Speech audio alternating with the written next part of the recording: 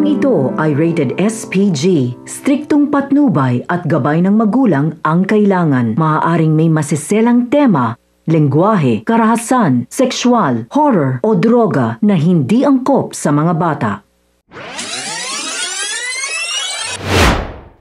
Mga kapamilya, narito ang mga dapat nating abangan sa FPJ's Batang Quiapo. Desididong-desidido si Ramon na mahanap na ang may kagagawan sa pagkakalaso ng amang si Don Julio. Matapos malagay sa kritikal na kondisyon ang kalagayan ni Don Julio, ay galit na galit si Ramon sa gumawa nun sa kanyang ama. Ayon sa kanya, siya mismo ang maniningil sa kung sino man ang gumawa nito kay Don Julio. Inutusan niya si David na kinakailangan tumulong ito sa paghahanap sa lumason sa kanyang lolo. Agad na pinuntahan ni David si Olga at tinanong kung bakit niya nagawang lasunin si Don Julio. Ayon kay Olga, ginawa lang daw niya ang lahat para iligtas si David dahil malapit na umunong mabuking ni Ramon itong si David. Nagulat naman at nabigla si David nang ipakita sa kanya ni Olga na nagkikita na pala sina Marites at Ramon nang hindi alam ni David. Agad na nataranta si David sa kanyang nakita at inutusan niya si Olga na magplano kung paano sila hindi mabubuking ni Ramon.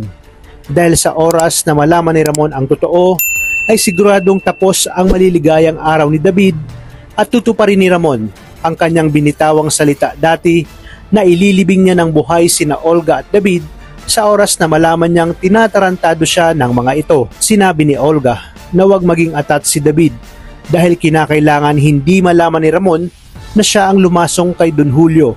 Ginawa niya umano ito para mabaling ang atensyon ni Ramon sa nangyari kay Don Julio. Ngunit hindi pinalad si Olga dahil buong akala nga niya ay tuluyan nang matatapos ang buhay ni Don Julio.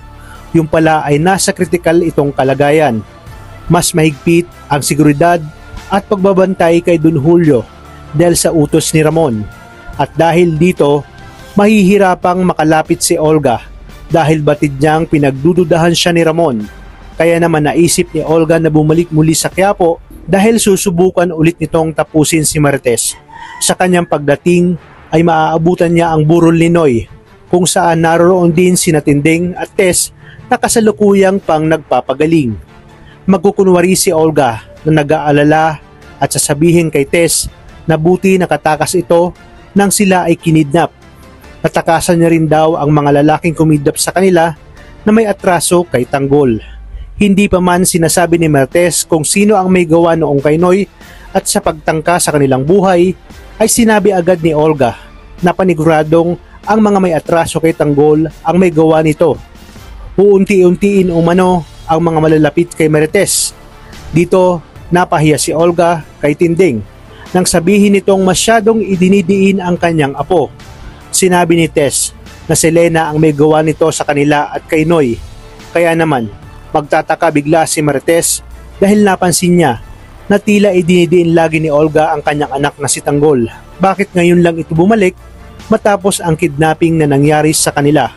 Sa inyong palagay, mas lalo kaya itong ikakapahamak ni Olga dahil sasabihin nga ito ni Marites kay Ramon ang tungkol kay Beng at ang kanyang pagdududa at paghihinala na may kinalaman ito sa nangyayari sa kanya. Talagang kapanapanabik ang mga susunod na tagpo dito lang sa FPJ's Batang Quiapo. Maraming salamat sa inyong panonood at pagpalain tayong lahat, kapamilya.